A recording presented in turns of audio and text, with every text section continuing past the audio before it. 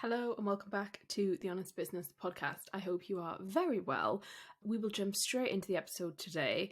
We are talking about client management, and this is a Q&A. So a couple of you have submitted questions. A couple of people have just been in conversation and asked me things. One or two of them were things that came up from clients. And so I thought, right, let's mash them together. Let's do a Q&A episode, but this is specifically around client management. And we've got we've got about 6 different questions / topics, areas that I'm going to discuss today. So when I'm talking about client management, just in case anyone's sort of unsure what I'm talking about here, client management, I'm referring to the idea of you have signed a client, you've done amazing sales, you've done amazing marketing, you've got to the point where you've signed a client, and at this point you then have to deliver whatever it is that you do in your business. And part of that will mean that there is a client management process. And your client management process can be long, it can be short. It essentially is the sort of journey people go on post making a buying decision, and then therefore you fulfilling, whatever they've purchased, and then how they leave your business as well.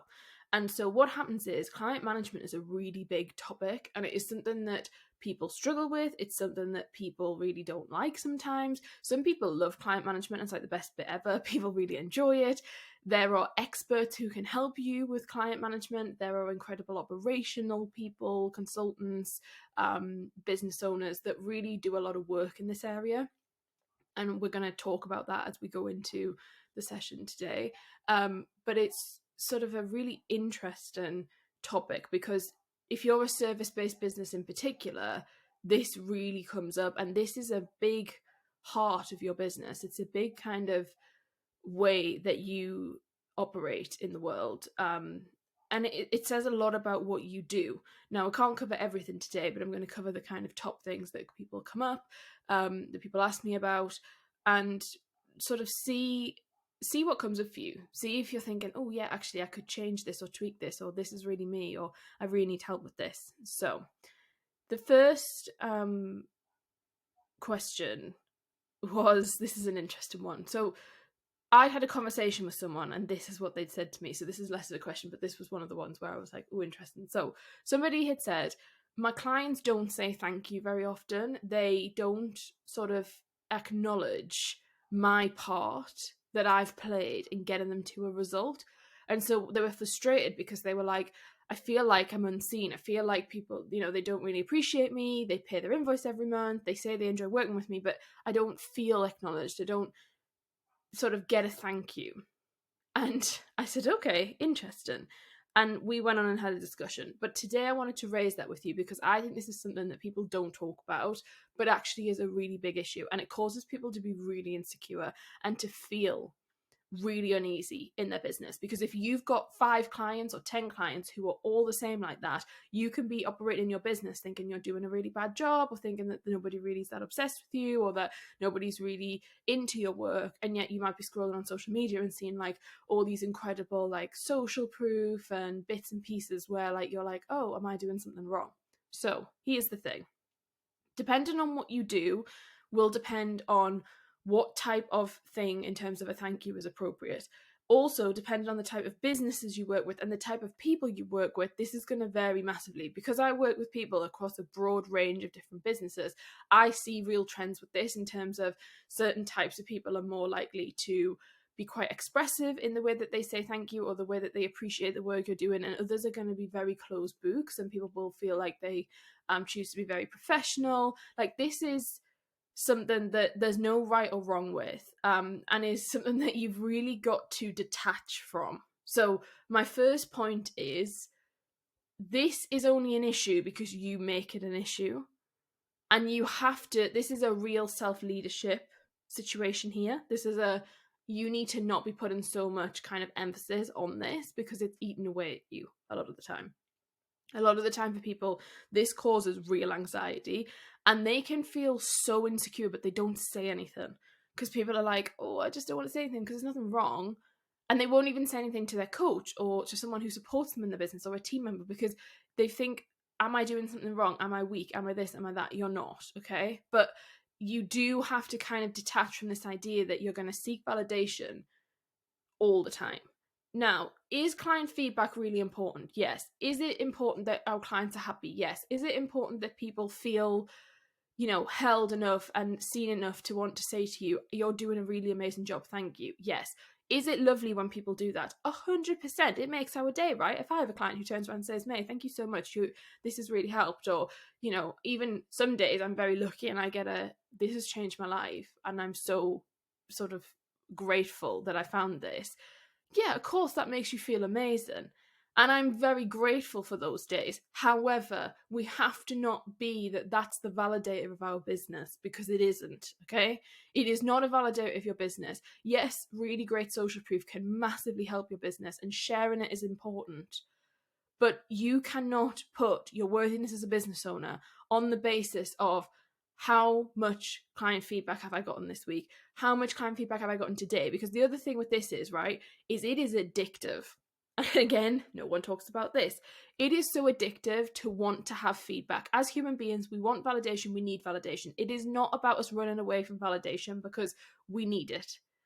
And I know there's loads of talk in the online space and in other industries as well about you shouldn't want validation in your life, in your business. That to me is rubbish.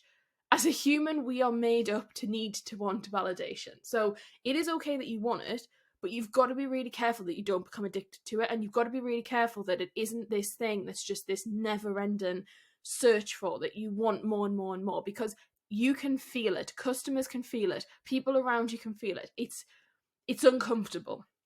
It's uncomfortable for you and it's uncomfortable for everyone involved. So what you need to really think about is, have you invited people to say thank you?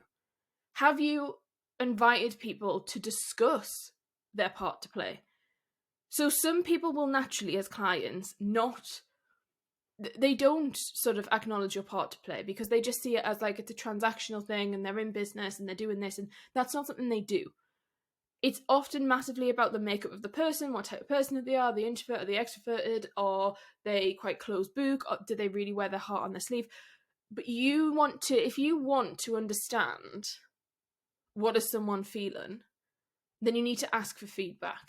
Now, asking for feedback and then this issue that's come up about people not saying thank you and acknowledging what you've done, they're two different things, yeah? However, the bit you can manage and the bit that you have some kind of part to play in is creating spaces quite frequently for feedback to be shared. So it's not just about you sending it like once. And I'm not saying that you have to send feedback forms all the time, by the way, but I'm just saying that if you are someone who's in this situation, you need to actively do something about it if you feel like you want to. And so that means create spaces in different formats for people to share feedback with you.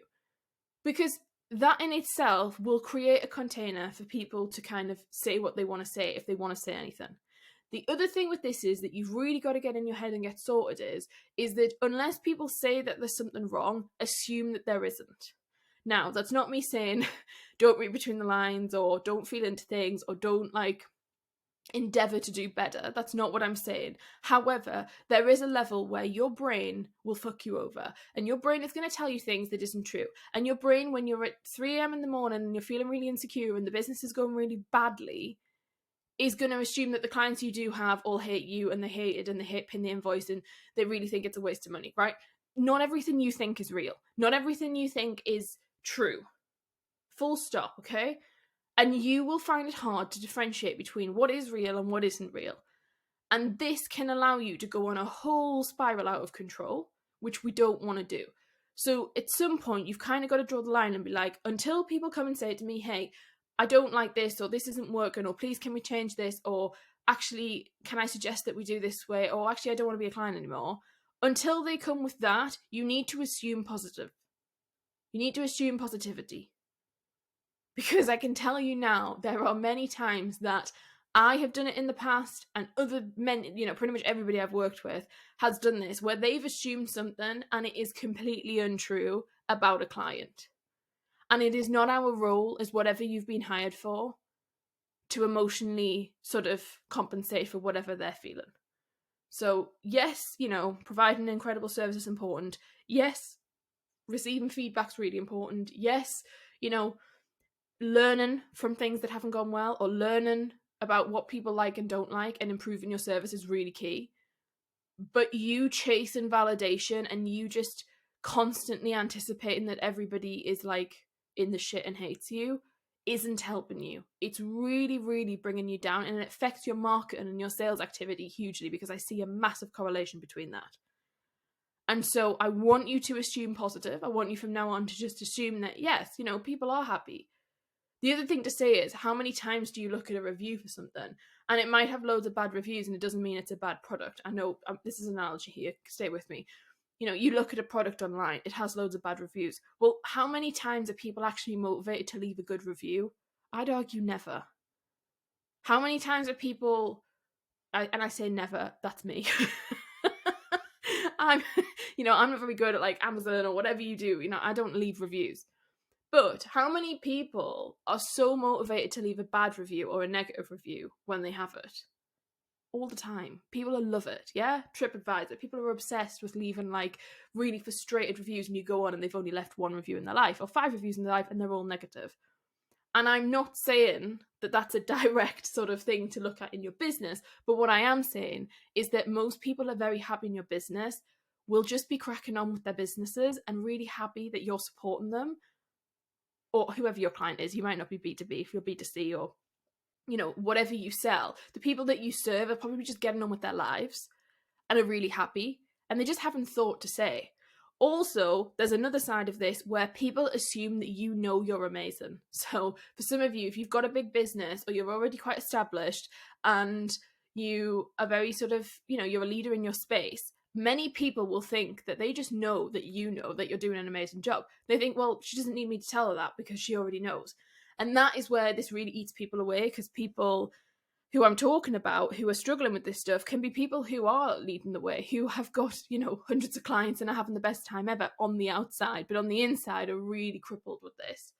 And this is why we talk about self-leadership, and it's why we talk about emotional intelligence and how that all kind of comes together as one thing. But hopefully, and I can keep talking about this forevermore because there's lots of different components to this, but I'm going to keep it at that because I know we've kind of talked about this for quite a long time. I just want you to really sit in those ideas that I've shared there. And I want you to think about, okay, one, it's not my problem. It's not my obligation to go and make a decision about someone else. Until someone else tells you something, you can't know. And then there's also a big part of this where you need to detach and stop looking for validation from this specific area and stop searching for something that potentially isn't even present full stop. It might just be that people are neutral. So that are my thoughts on the clients and not saying thank you and acknowledging your part to play. Oh, also, actually, hang on. Final note on that is around a lot of people, if they're hiring you for a done-for-you service, they don't understand the pain and the kind of length of things that it takes for you to do something. And so people won't, because they think that you do nothing. So, you know, if you're like a marketing agency, if you're someone who delivers something, maybe you're an operations agency, any kind of like done for you thing, people often don't understand what actually goes into, for example, managing someone's TikTok account, or editing a podcast, or, you know, creating, if you set up like sales funnels, people won't realize how painful that is and how potentially like long and drawn out that is, how many hours it's taken. And so therefore a lot of people will be paying for something and they often feel quite annoyed because they're like, I'm paying for this, like a website build, and, you know, like they don't understand how long, they just think it magically appears. And so you're like, I've sat here for 15 hours doing this, or 20 hours, or 100 hours, and they're just like, oh, great, thanks, yeah, that's fab, and move on to the next thing. People are busy. People are just like, bang, bang, bang, bang, next thing. It's part of a wider plan. It's part of a wider strategy. They don't kind of think about what has happened for you in that moment. One way you can deal with that is giving people quite frequent updates. And from a client perspective, client management thing, I think this is good anyway. So if you're a done-for-you service, I'd really recommend that you check in with people. And it's not that you need them to do anything, it's just that you send them a check-in and say, hey, we're doing this on your project, or we're up to here, or so far X person's been working on this and Y person's been doing that. Gives people an idea of like, oh, these are really serious, these are actually doing something. I get that these are, you know, this is a bigger piece of work than we'd initially realize. So that can kind of help with people understanding what it is you do. But you've also got to remember that people don't know the intricacies of your day-to-day and what it takes to do the job. The whole point of us doing our job and people hire us for it because we're experts, because we're pros, because we're very good at what we do. And therefore, you want it often to look seamless and slick and not be really stressful. But the kind of side effect of that is people sometimes won't realize how much that takes to make that so. It's a really interesting area, this one. Anyway, moving on to the next question. Clients pushing boundaries. This is a topic that comes up a lot, right? All the time. We could have a whole episode on this, but I'm going to try and keep it short and sweet. The question was around, May, I have this client and they constantly push boundaries and I'm constantly sort of wavering and letting them kind of mold something that they want, even though that's not what I want. And here's my thoughts on that. Okay. Clients pushing boundaries is your problem.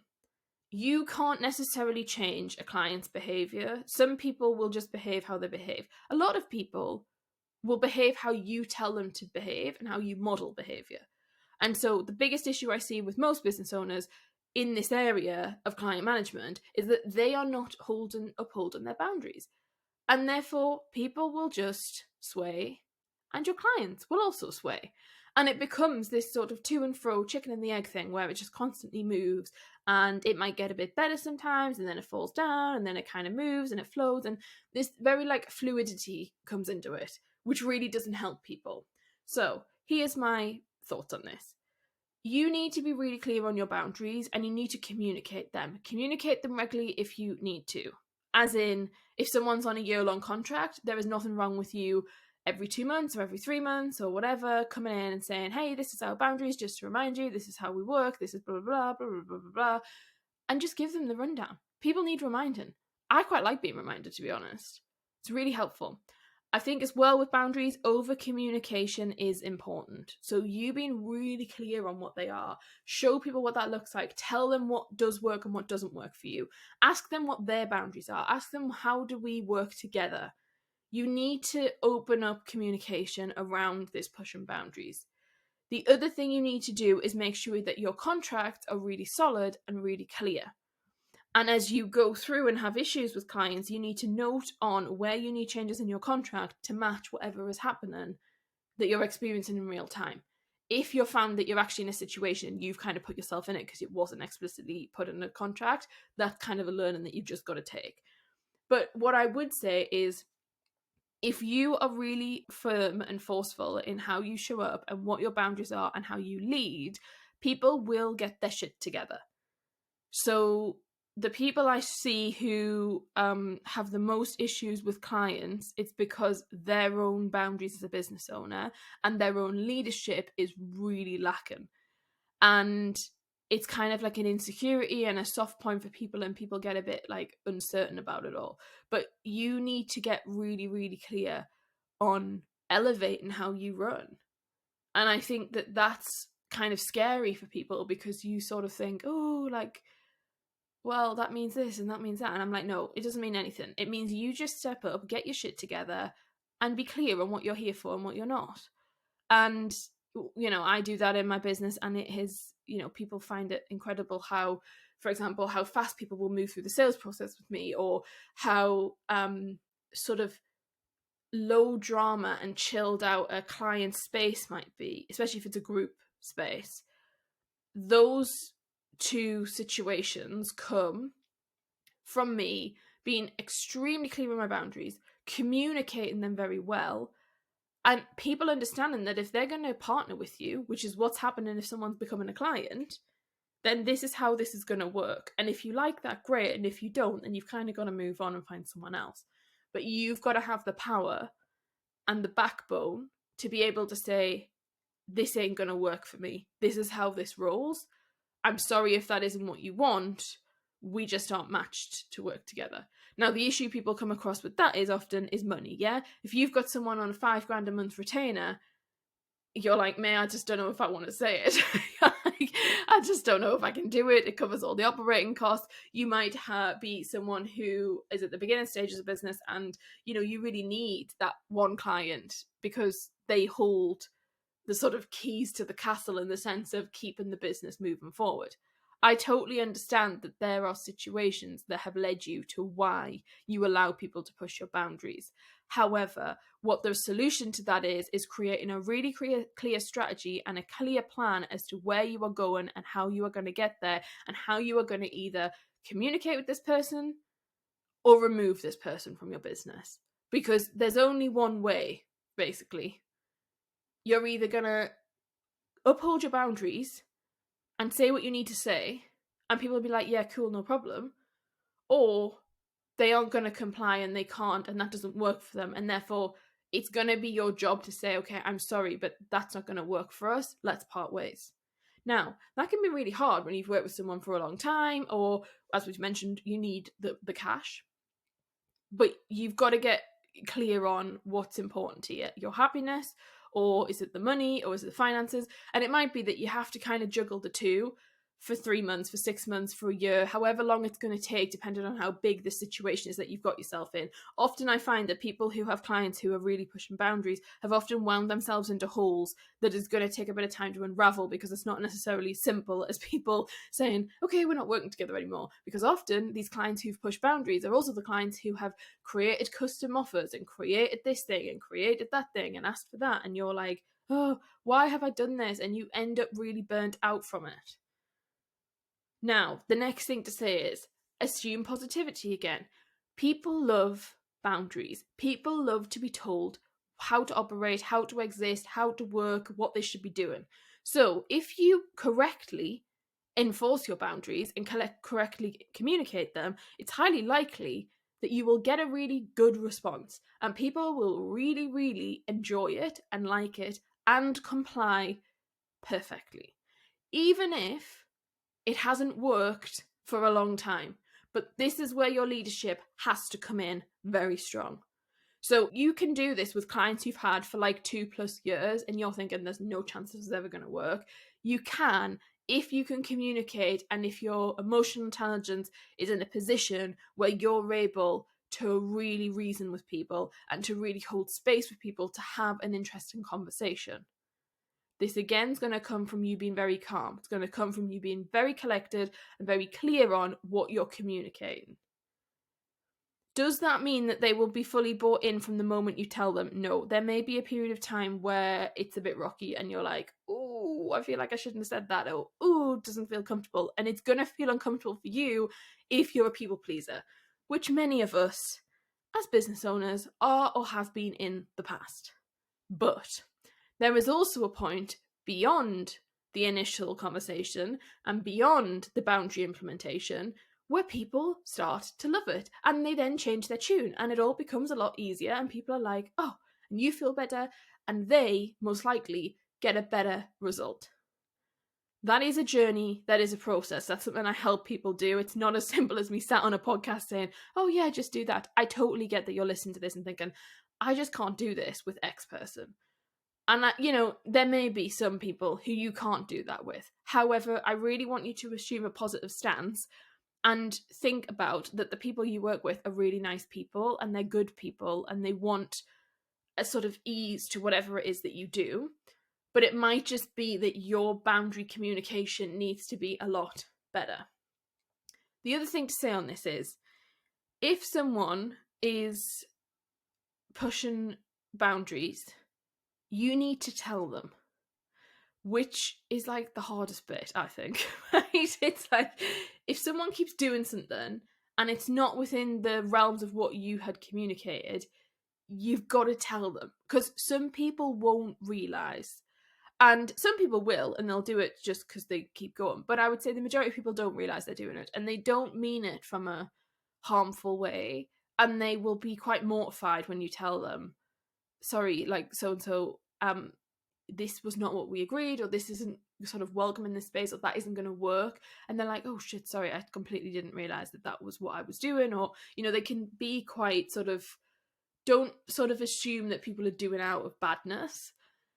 And you kind of really need to focus that and channel that and say that to people. If you know someone's quite sensitive and you're worried about talking to them about boundaries because you think, oh God, I think they're going to like really blow up, or they're going to be unhappy, or they're going to be upset, communicate that and say, look, I'm not having this to be awkward. I don't want to have this conversation for X, Y, and Z reason. The reason I'm having this conversation is because X thing.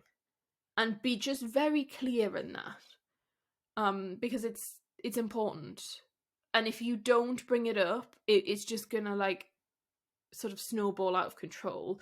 And what tends to happen is once one boundary goes, a lot of them go. So it's kind of like a domino effect, and relationships can become quite toxic, and it become quite difficult for people to really sit in this idea of, oh yeah, like I have a really good client relationship, because you will then go down a hole of, well, my clients run my business, not I run my business, and that becomes very difficult to kind of get out of.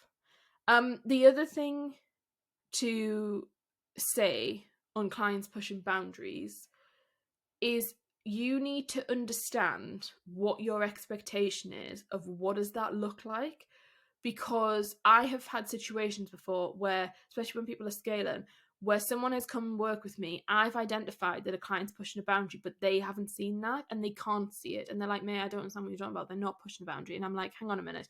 And I'll like rewind and get them to repeat to me what it is that they, what is the boundary or what is the situation. And I, from an outsider's perspective, come in and say, hey, they are pushing boundaries in this way, and here's how. And I get that you can't see that, but this has got to change.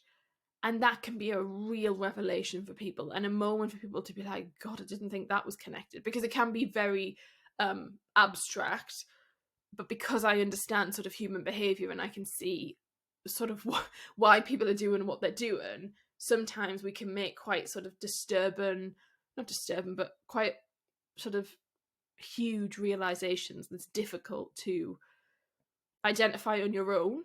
And therefore, when that happens, you kind of you can be taken back a bit, because you're like, oh, okay, yeah, that I hadn't seen that. And it's okay if you can't see the stuff right now, but that's why talking about this stuff's really important, and having a real open, clear communication is key, because different people on your team, if you work with people, will be able to see other things and will be able to say, well, so and so has pushed this with me or that with me, and it becomes quite sort of communal in that respect. The next question in this episode is a one that I think every single one of us can relate to at some point, and that is, my client is not paying their invoice on time. They haven't for 3 months. What can I do about it? It's really bringing me down. Clients not paying their invoice on time. Such a key one, right? This is different, can we just confirm, from people not paying their invoice full stop.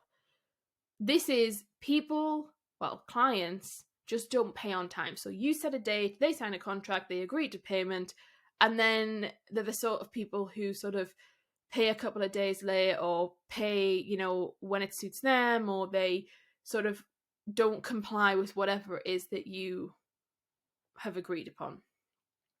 So there are many things you can do with this. This is going to depend on your business, your model, how it works, your business structure, how you use sort of what your client management looks like. What I will say on this is try and automate as much as possible. The more you can automate, the easier this is going to become. And what I also want to just say off the top of this is, most people are not paying their invoice because they don't want to pay it.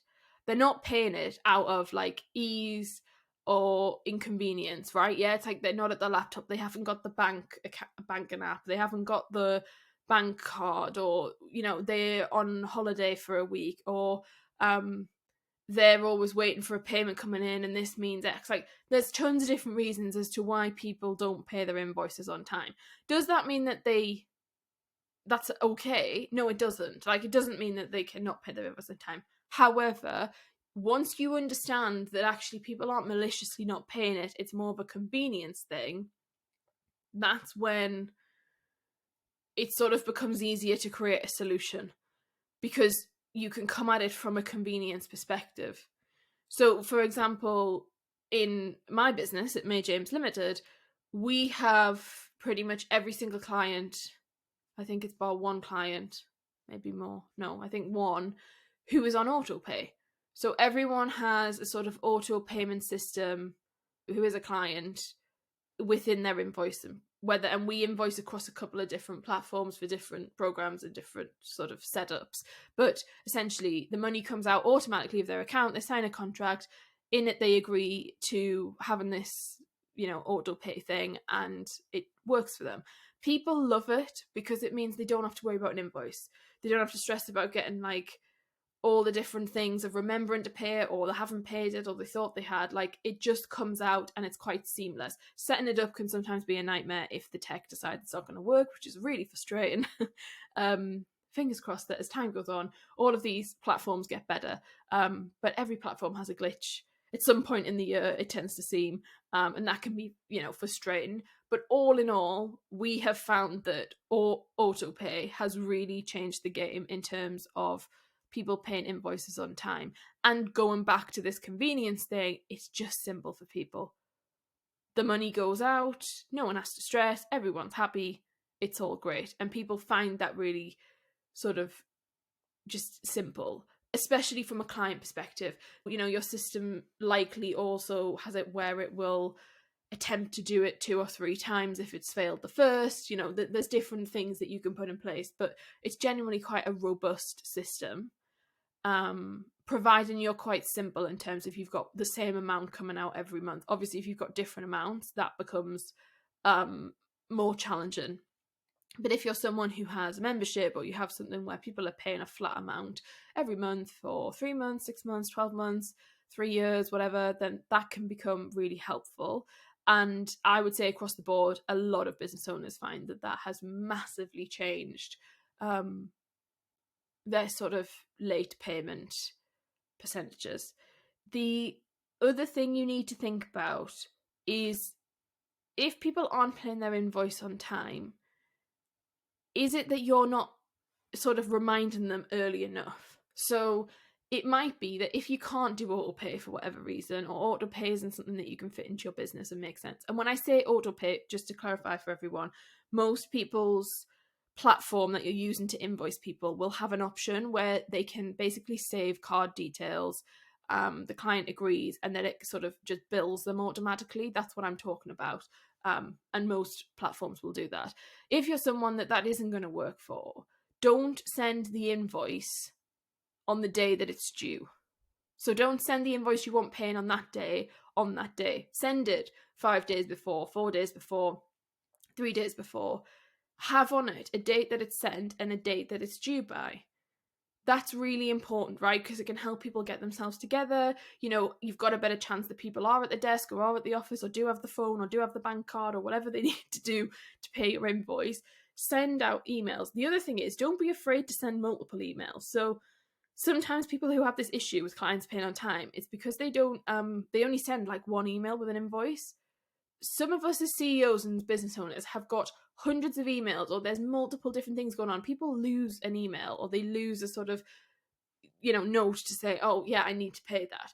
So don't be afraid to send them. And obviously most software can have it where if they do pay it, then they don't receive all of the other emails. But if you send one sort of 5 days out, and then 3 days out, and then on the day, if they haven't paid, you say, hey, this is due today, you'll really up your chances of it actually happening, because it's going to be in people's inboxes and it's going to be top of mind. The other thing is, if clients are not paying their invoice on time, the other thing you need to think about is have a conversation with them about why, because the conversation is fascinating. The conversations can be fascinating as to why people are not paying their invoices on time, right? And it's often for very practical reasons. Some people will have a very sort of clear thing of, I only pay my invoices on X day. So some people in their business will only pay their invoices on the 1st of the month, or they'll only do them on the 5th or the 15th, or, they'll only do it on the last working day. Like, people have these sort of processes and things in there. And so that, needs to be communicated. Now, you've got 2 options with that. You either make it very clear when people sign up, this is your invoice date, this is the contract you're signing, that's what you're committing to. Or they say to you, right, well, I do my invoice date on the 5th or the 15th or whatever time they do it on. And then you need to have a conversation of, well, is that going to work for you? And if actually it's easier for all of the parties if they do pay on the 15th, then what are you going to do to make sure your invoice is up to date at that point? Because it might be that the first month you do that, they then need to sort of pay a month and a half. It might be that you can set it up from the beginning like that. But having conversation about this, and I know this feels really technical, and I know it feels kind of icky and a bit like, oh, this is so boring. but this is going to really help your relationship together as clients and as business partners in some senses of some of you, how long you work with clients for, to just run a lot smoother. Because rather than every month it be this constant backwards and forwards of they haven't paid their invoice, you're getting frustrated, they're like, oh, I feel like a bad client because I haven't really done it, even though I could do it, but can't be arsed, so I'm not going to. It then stops that all existing, and it becomes a lot easier for you to just be like, okay, this is what works for them, this is what works for me, and you come to some sort of compromise. There is a different camp and different group of people who it might just be that you say to them, well, that isn't going to work for me, so tough shit if you want to do your invoicing on the 1st or the 15th. This is when I'm getting paid, especially if this is a project, right? If you're a project type business and you fall into this trap where you end up with like loads of money outstanding, you end up with sort of 10 grand, 20 grand, 100 grand, 200 grand, 300,000 of invoices that need to be paid, and they're all waiting to be paid, and you get the same response of, well, we're due invoicing this thing. That is where you really have to put a solid system in, and you're going to have to say, upon people working with you, this is how I work. Now, this is possible. People give me loads of kickback on this, and they're like, oh, well, we can't do it for this reason, we can't do it for that reason. I just want to be clear here, right? This is possible, and it is incredibly simple if you do it right. And this works for big businesses. So some people, small businesses work for corporates, or they sort of partner or subcontract with global businesses, global brands, bigger companies, and they obviously have supplier onboarding, and they have different things that you're going to have to do. Obviously you need to get that done, but in most sort of supplier onboarding things, there will be a sheet and a box or a space for you to express what your payment terms are as the supplier. In that bit, you need to write, well, essentially your contract, but you need to be clear on what are the payment terms. And so, like for me, for example, I don't do any work unless I'm paid up front. And I don't care if it's a massive brand, I'm still not doing it. And people really have struggled over the years with this, because they're like, well, do you not get kickback? Do you not get this? And I said, yeah. But I said, if the service you're providing is valuable enough to them, and you can position that and you can talk with purpose and authority on that, you will be surprised at what you can make happen. And I know some of you sit and say, well, it's just the way it is. And I'm saying, okay, that's fine. There may be business where actually you really can't do this. But most people won't even try, and they won't even go there to push back because they're too scared. We have got to operate in a different business world, right? You have got to operate in I do this every day because I love what I do. I do this because I'm helping people. I do this because of X, Y, and Z. There are millions of clients in the world. There's millions of people who want to work with me. And you've got to get out of where you're sat, of just believing all of this stuff that you're saying, or that someone's told you, or your business coach has said that that's the only way to do it. It is bullshit, right? You decide how you're going to be paid. You decide what your payment terms are. You are a fucking business. You then make sure that you follow through with what you say you're going to do. And so for me, it's like, right, I'm paid in full. It's normally sort of a week or 2 weeks beforehand, and they have to adhere to that. And they most likely, it depends what I'm doing, but most likely, if it's a project, for example, they probably pay 50% of the fee before they actually to secure the place in my diary. You've got to get really clear on what do you want it to be, and it can be very different depending on your industry and what you're doing. So I'm not going to sit here and say what it should be, because even within my business, the different things that we do, sort of if I'm doing a speaking thing, or if it's a brand partnership, or if it's something else, that changes the payment terms. But I just need you to get really clear on what are your payment terms? What do you want to do? What is it going to mean for you? Because the flip side of that is that you end up with being owed loads of money, you're knackered, and then you've got to do loads of chasing. And so there's sort of to and fro with this, and you've got to get really clear on what do you want? What does the best payment terms look like for you? And you will be surprised at what people can do if you're a priority to them. But the main reason people get mucked around, especially with larger businesses, is because you're just acting like you're not there as a leader. You're not there with authority explaining that you want me. And often, let's get this straight, right? People are, especially larger businesses, they're approaching us or they're coming to us and saying, hey, I want to work with you, or can you help us, or we've got this problem. If you're a consultant and you consult for this business, like, they're coming to you. You have the negotiation power. You have the leverage to play with. But most people, I'd say 90% of people, don't fucking use it. They just leave it. They're just like, oh, and they give the power away. Stop giving your power away. Don't do it. You say, no, this is how it works, this is how it rolls, this is how I operate. If you don't like it, okay, no problem. I'll fill my diary with something else. But if we are going to work together, this is how we do it. And then make it really seamless. So make it really simple so that people can do it. And then they feel like, oh, this was so easy. And you'll be surprised at how many then say, oh, I loved working with her because it was really simple and easy and it wasn't like really complex. Going back to clients not paying their invoices on time, you need to also look at why are they not paying it on time, and then what are your next steps for this? Because, you know, sometimes it might happen once because their card being declined, like the card's changed, or they've got a new card, or the card's not working. It might be that, you know, they're having a really horrendous personal time and something's just happened in that moment and it happened to be the same day your invoice was due. You know, there's a lot of things where it can just be like, oh, that's a shame, one-offs. But then there's also this thing of, we have, you know, you might have clients where it's all the time and it's this like constant thing. You then need to have a process of late payment and you need to stick to it, and you need to be clear. You need to say to people, hey, look, you've missed this payment, just checking up. And some of you might want to be more gentle with that. It might be that you do want to give people the benefit of the doubt and say like, hey, I don't know if you've realised, but this is overdue. Please, can you sort this by X date? But again, be forceful in that and set a boundary of that, of like, if we don't receive it in X time, then we will be contacting you again for X, Y, and Z to pursue X, Y, and Z thing. And then beyond that, you need to have a clear process in, okay, this person hasn't paid past 5 days. What does that mean? 7 days, 14 days, 31 days. Are you adding interest? Are you adding this? Are you adding that? Like, what are you doing? But I think always assume good and always try and help people to come to a conclusion, and then find out moving forward, how can you support them and how can you sort of make sure this doesn't happen again? And then if that is not all working, then you're obviously going to have to take other steps. I hope that was helpful, and I hope that was useful. It seems quite technical today and feels like we're really in the weeds, although all of these questions and points could be full episodes in themselves. I feel like I have multiple different points that we're not discussing, but I try and keep it somewhat short and sweet. I'm going to split this into 2 parts this episode because we have sort of gone on for a while. So this is part 1. I will come back next week with part 2 of our client management Q&A, where we are going to be talking about clients that aren't re-signing. We're going to talk about what to do when you make a mistake in your business as the sort of person help and support clients. And we're also going to talk about what to do if you just hate client management, full stop.